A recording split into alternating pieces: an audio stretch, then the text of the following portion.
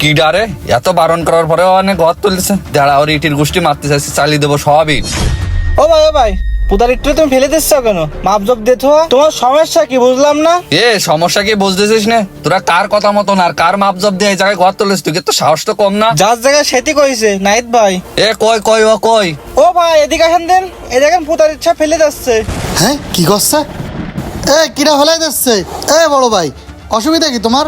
তুমি পুতার ইট তুলে ফেলাই দিচ্ছ কেন? কথায় আছে মাইজে কাইজের গুড়া, আমি বড় তুই মাইজে, এই জন্যই তো কাজে বাঁধাচ্ছিস। তুই কার কথা মতন এই জায়গায় ঘর তুলতিস? তোর গার জোরে তুই এই জায়গায় ঘর তুলিস, তোর সাহস তো কম না? তোর সাথে কিন্তু জায়গাটা হয়ে যাবে। বাবা রে ভালোই তো বড় বড় কথা করছো। হ্যানে করতেছি কেন মানে? বাপের জায়গা তুমি পজিশনে জায়গা করিছো, এই জন্যই তুমি হ্যানে করতেছি। তা আবার তোমার কৈফিয়ত দেওয়া লাগবে কেন? আমার এনে মনে চাই যে আমি তুই এই জায়গায় বাড়ি করতেছিস ঠিক আছে, এই পাশে জমি কার আর এই রাস্তাটা কার? এই রাস্তা কার কর? রাস্তা হচ্ছে মানুষ চলাচলের জন্য, তোমারও আছে আমার অংশও আছে, আবার ওই পাশে জমি এলাকারও আছে।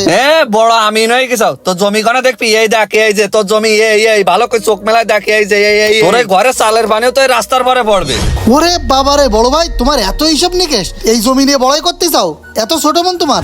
উড়িয়ে বাবারে জমি নিয়ে বড়াই করতেছি মানে? তুই যে ইট রাখেছিস আমার এই জায়গার পর, ওই যে গাছের গোড়ায় যে ইটটা রাখেছিস, ওই গাছটাতে একদিন কি অবস্থা হচ্ছে, মরে যাচ্ছে, ওকে বাঁচবে ওই ইটির চাপা খাইয়ে? জমি নিয়ে যদি বড়াই করতাম তাহলে তো তোর এই জায়গায় ইট রাখতে দিতাম না। রাখতে মানা করতে চাও না, আবার কতিও তো বাদ থইলে না। রনি তুই ইটব বেলা চলে যাচ্ছে। সময় ঝামেলা করতে তুই দাঁড়া। কি তুই দাঁড়া, তুই কনে যাচ্ছিস? দেখতেছিস না জমি জাতি নিয়ে ক্যাসাল আসছে? আগে জমি জাতির ক্যাসাল মেটবে, তারপরে তো ইটি হাত দিবি। বড় ভাই ঝামেলা করি না দিন, সন্ধ্যের পরে দরকার সবাই এক জায়গায় বসবাসী করবা না। এখন কাজ করতে দাও, তুমি যাও।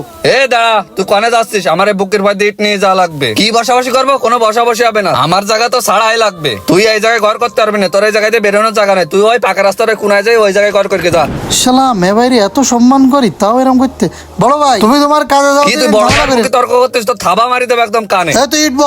তোর এত বড় সাহস, তোর এতবার বারণ দেওয়ার পরেও তুই ইটি হাত দিচ্ছিস? দাঁড়া, তুই এই জায়গায় কি করে ঘর করিস তার ব্যবস্থা আমি নিচ্ছি, তোর খবর করে দেবো একদম।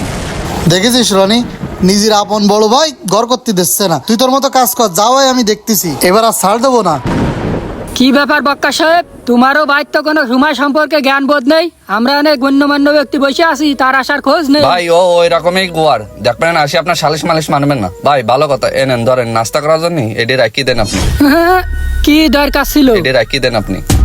তা তোমরা ভাই নিজেদের মধ্যে জ্ঞান ফেসাদ না করে নিজেরাই তো মিটতি পাই। মেম্বারে ডাকার কি দরকার ছিল? ওর চোপ, ওরা যদি মিটত পারতো তো আমার ডাকার কি দরকার ছিল? পুরনো বাড়ি মেম্বার বসে কি? ভাই ওই দেখেন গোয়ারিটা আসতেছে। আসসালামু আলাইকুম মেম্বার ভাই, কি বিষয় বলেন দেন? হ্যাঁ, এত সময় লাগে কেন? তোর আসতি ফোন কখন দিছি আমি? ও ভাই আসবো গেলে তো আসা যায় না, আমি একটু কাজে ছিলাম। বলেন কি বৃত্তান্ত? এসব সালিশ করার মারার আমার মুড নেই। আজ যে জায়গা দিয়ে তোর বেরোয় না